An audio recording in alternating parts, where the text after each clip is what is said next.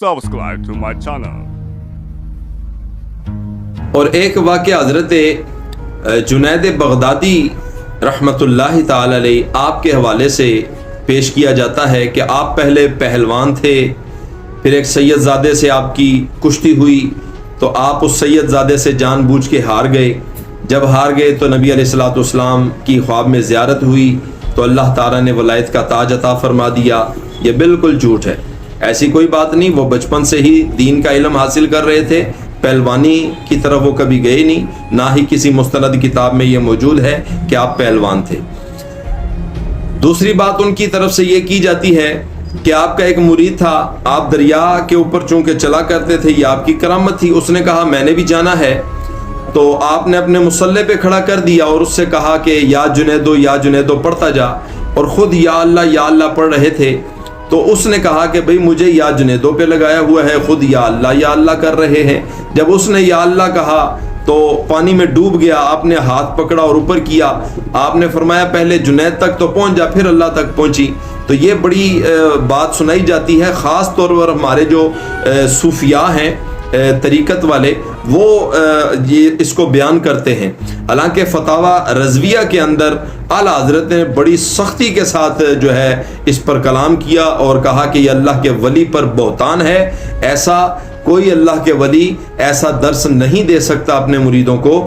بعض ہمارے خطبہ کوئی واقعہ بیان کریں تو حوالہ پیش کرتے ہیں کہ یہ روضۃ الشہداء میں لکھا ہے۔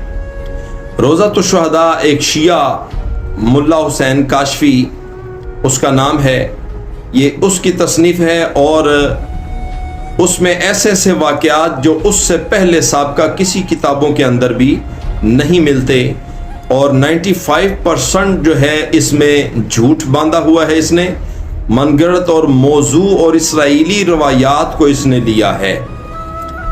ملا حسین کاشفی ایک واقعہ لکھتا ہے کہ حضرت عبداللہ بن مبارک رحمۃ اللہ تعالی علیہ حج کے لیے جا رہے تھے، صحرا میں ایک بچے سے ملاقات ہوئی، کچھ سوال و جواب پوچھے، بچے نے جواب دیے، تو اس بچے سے جب نام پوچھا تو وہ بچہ اچانک آنکھوں سے غائب ہو گیا۔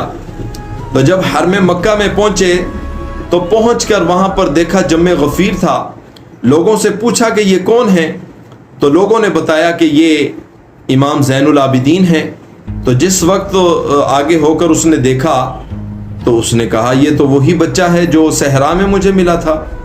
یعنی یہ واقعہ کتنا بڑا جھوٹ ہے کہ حضرت امام زین العابدین رضی اللہ تعالی عنہ آپ کا وصال 94 ہجری میں ہوا، اور حضرت عبداللہ بن مبارک جو ہیں ان کی ولادت 118 ہجری میں ہوئی، یعنی 23-24 سال کا فرق ہے۔ 1-2-3 سال ہوں تو بندہ کہتا ہے چلو غلط فہمی ہو گئی ہوگی، لیکن 23-24 سال کا فرق، اور اتنا بڑا جھوٹ بنا کر ایک واقعہ اپنی طرف سے گھڑ کر اس نے روضۃ الشہداء میں لکھ دیا۔ اور یہ صرف ایک واقعہ نہیں، کئی ایسے واقعات ہیں جو اس سے پہلے آپ کو کسی کتابوں کے اندر بھی نہیں ملیں گے۔ تو میری یہ گزارش ہے کہ روضۃ الشہداء کو آپ دلیل نہ بنائیں۔ اللہ تعالی ہمیں عمل کی